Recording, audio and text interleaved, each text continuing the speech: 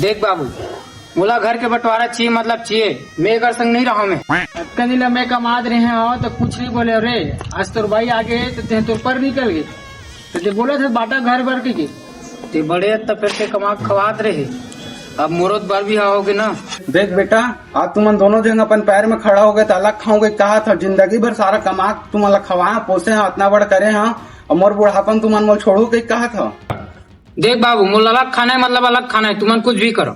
देख बाबू, 55 साल में कमा के खवाए हैं तो मैं अलग के बात नहीं करे। कल के डेट में शहरियत उकिलाए है अलग खाऊं का थे महू नहीं खाऊं अलग खाऊं मैं। वाह बेटा वाह, यही दिन देखे पर तुम अलग पैदा करे रे मेहर।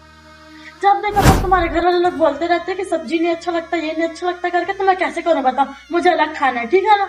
अब आप जानो। देखे बाबू, ये दे कल के आए है बहू है ये अलग खाए वाला बात करे सारा वो अलग कचर कचर